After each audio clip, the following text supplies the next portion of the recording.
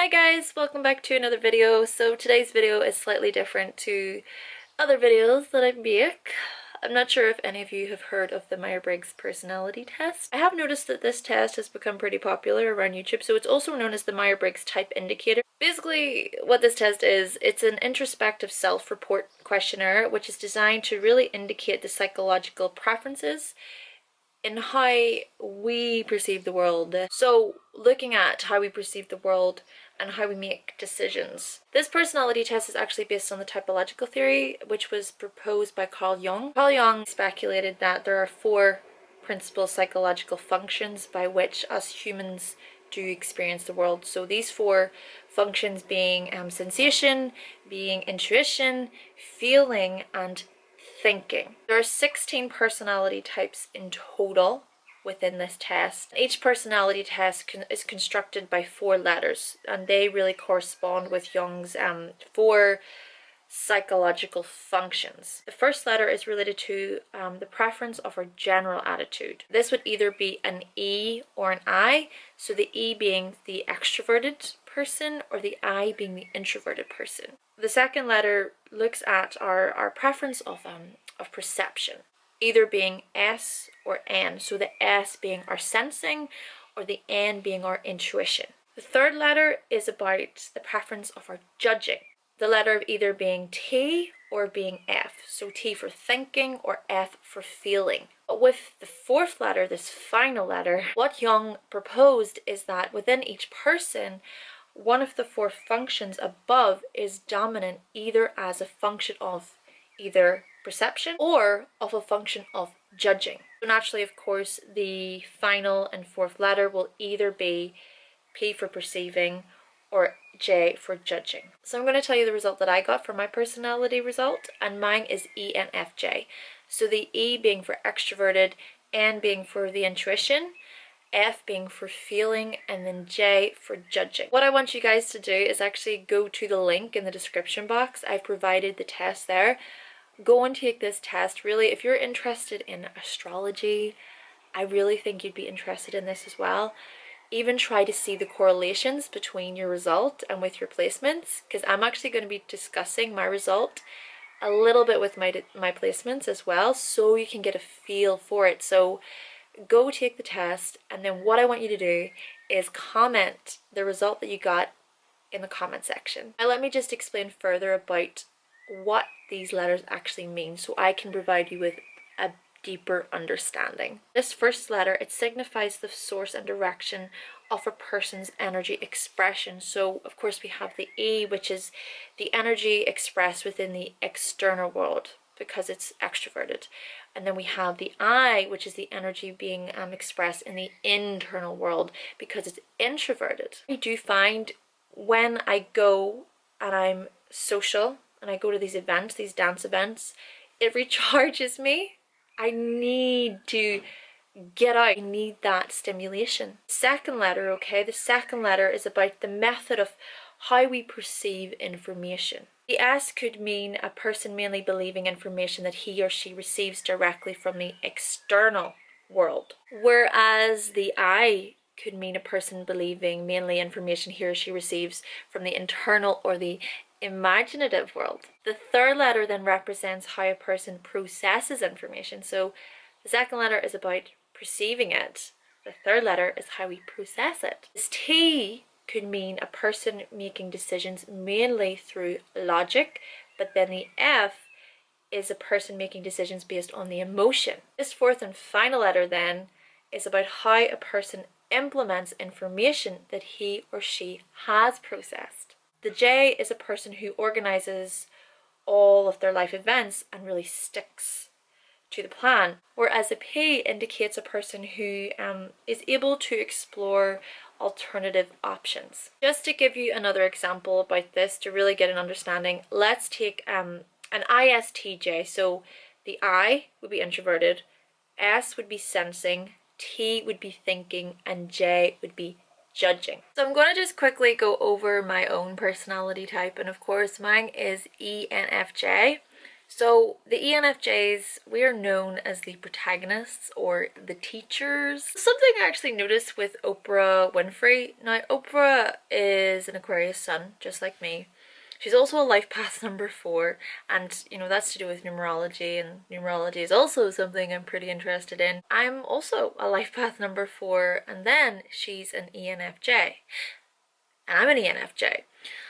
Something, all these connections with Oprah for some reason. Who knows, maybe my destiny is to be a talk show host. ENFJs are idealistic organizers, and we're driven to really implement the vision of what is best for humanity. And of course, humanity is pretty humanitarian with this personality type, and Aquarius is the humanitarian sign within the zodiac. Ultimately, ENFJs, they act as these catalysts for human growth, and they have this ability to really see the potential in other people, as well as being able to persuade others towards their own ideas. Very much focused on the visions and the values, just like Aquarius. Furthermore, ENFJs are really tuned into the needs of others, and they're aware of the human suffering. It's almost like we feel the weight of the world on our shoulders. We can experience the feelings of other people, and I feel with this, in relation to my placements, you know, my moon is in the 8th house. The moon being in the 8th house does provide that feeling of the undercurrents of emotion within the environment, which is why it's very important though for ENFJs, or even for people with moon in the 8th house in general, to sort of imagine like we have this barrier. I mean, when I go into a room and I can feel that depressive and negative, the lower vibrational emotions, it can be a lot, and so I must protect my own energy and try to detach from it. There's just this ambition for ENFJs to be driven towards helping others and to serving others, and it's almost like we have this responsibility to make the world a better place. And with that, I do have a Virgo rising, and Virgo is that service, being of service to others sign. And not only that, but ENFJs are optimistic, they're forward thinking, and they're always wanting to improve themselves. And my moon is in Aries, and Aries is that forward moving, forward thinking sign. It just bulldozes its way through situations and tries to remain as positive as possible, which is why I really do concentrate on me, on looking after myself, because if I don't look after myself, then how am I going to look after anybody else? So all of these mixes, I mean, the Aquarius energy, the Aries energy, this Virgo energy, I'm this person who just, I want to help the world, and I want to do my part, and I want to teach other people how to be better in a sense, but at the same time, I need to make sure that the problems that I have within me and the emotions that I'm going through, that they're in check. If I'm not okay in here and here, I will make that very obvious. Ultimately, I suck at hiding my emotions. I'm learning this. I'm learning this balance of all of my energies and trying to, yes, get emotional, get it out, which is good. I'm so glad that I can cry, and I think it is so important for us to be able to be authentic with our emotions and not hide them, and don't be afraid to feel.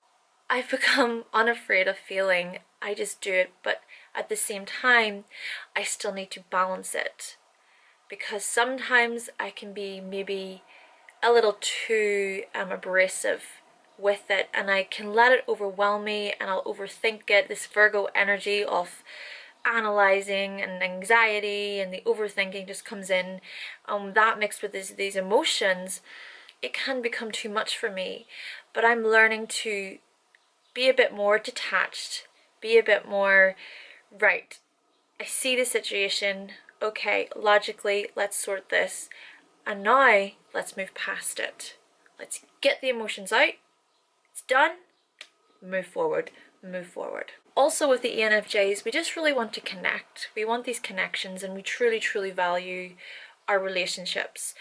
Now, that for me is a very Aquarian thing. We're also natural teachers. We're able to really guide groups of people and to help them to learn and to grow. And with my YouTube, I find that that's what I'm doing. I am teaching you all about astrology. I'm providing such topics like these, and I want to help. I want to help you learn. I want to learn.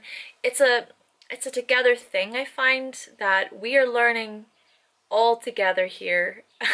ENFJs just see the potential in people, and we just encourage others to truly pursue their greater developments off their strengths. I see this sort of connection here even with Chiron within Leo, and how Chiron is the wounded healer.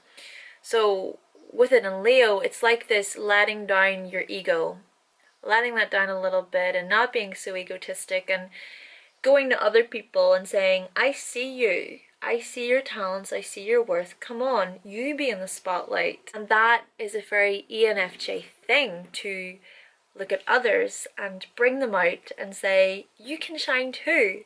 Really, that's what it's about. We're all individual, yes, and we all have the right to shine.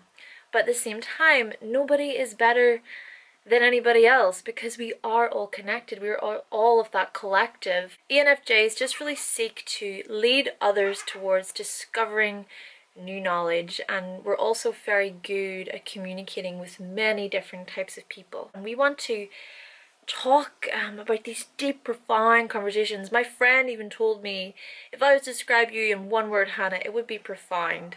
I will just meet somebody for the first time and I'm instantly okay with them and me, with us just talking about deep things. Now, popular hobbies of ENFJs would include things such as storytelling, which is funny because of my mythology series that I did, and I love telling stories.